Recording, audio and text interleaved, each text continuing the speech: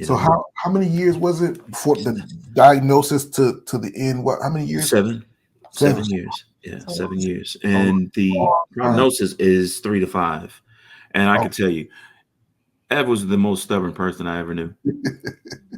Well, I think she had to be So with a guy yeah, like you. Trust me, I think my wife will attest to you that you got a husband that's you got to have yeah.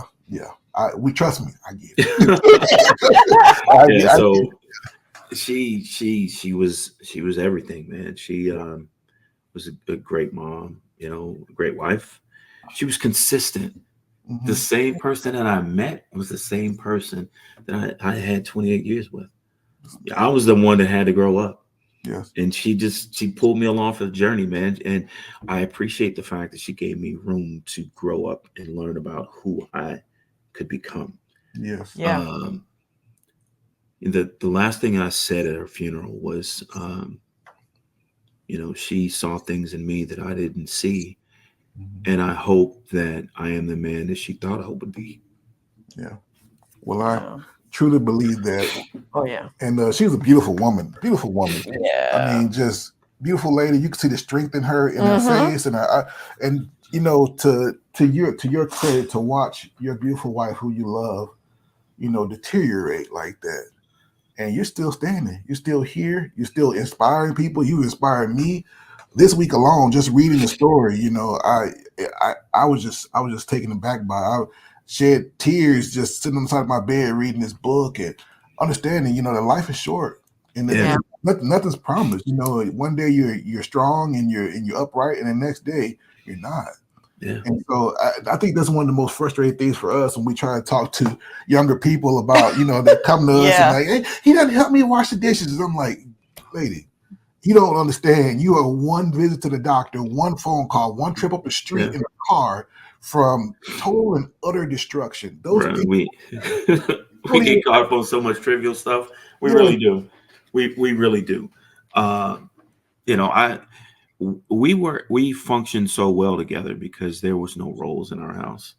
there you go. I could sew, I could cook, I could clean. Well, at the time I knew how to cook for survival.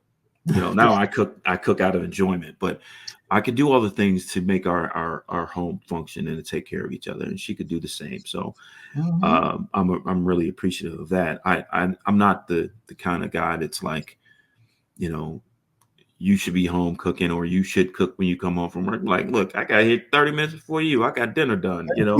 Yeah. It's just great time management and consideration for your partner. And that's not even real, Doc. That's not even real. Like, like you on these in these social media streets, like these scenario stuff. That's not how a real marriage No, works. That's not how it works, man.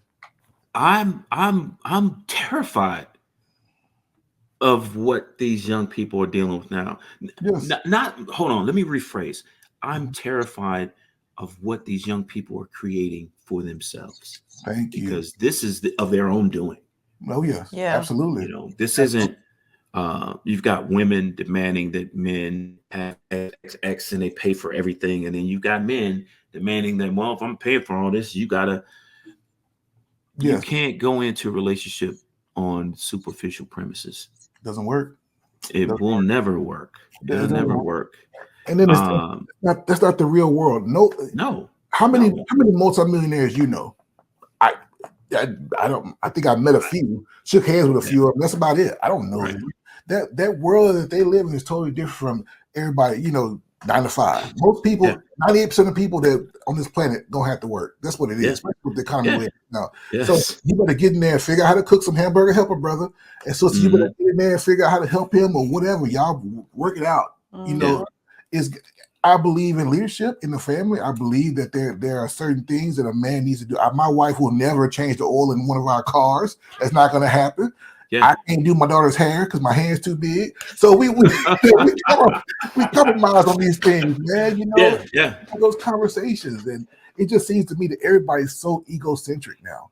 It's yeah, always about what you can do for me. It's never about the self-sacrifice. hmm, And I'm looking at a man that is the epitome of self-sacrifice.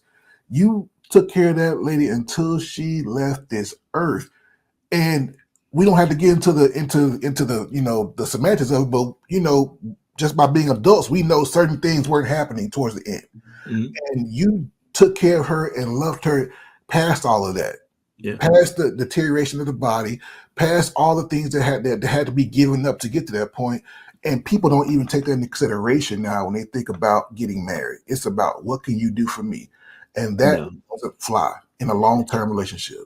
I think that it's important for us to, when we meet someone that's a potential mate, you know, what do they give me that I lack personally? Not from a superficial perspective. I knew that when I met Ev, that I needed her strength. I knew that. I had never known a strong woman before that. Mm-hmm. You know, that's not an indictment of my mother and my sisters, but I saw things that they allowed to happen to them. Mm-hmm. And I did not want that. I didn't want a woman like that. And I needed a strong woman that's strong-willed, determined. And beyond that, you know what? Initially, I had no idea what else there Mm-hmm. was. I was drawn to that. Yes. And I needed someone to check me on my shit. Excuse my French. I love it, man. And around every corner, she was checking me, man. She checked me. She checked me. Midway through our marriage, she handed me divorce papers. Mm. She never said sign them. She said, you need to figure out the man you're going to be. Wow. That's accountability right there. Wow. And yeah, you know, I thought about it was kind of like being back at high school and realizing you're repeating the cycle. Again, you're repeating the cycle. Your parents literally didn't raise you. Now you're in a position where you're about to sacrifice your children, your family. For what? So it took me a while. She gave me the space. I wouldn't call it so much, not the physical space, but she allowed me to learn. Yeah. She was there to help me learn about me. It was my own demons. And from that crossroads moment, I would say in my 30s, again, I lived on the premise that I could lose her every day.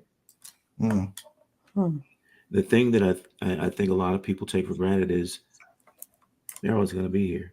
The person I'm with is always going to be here. Good, bad, otherwise, they're always going to be here.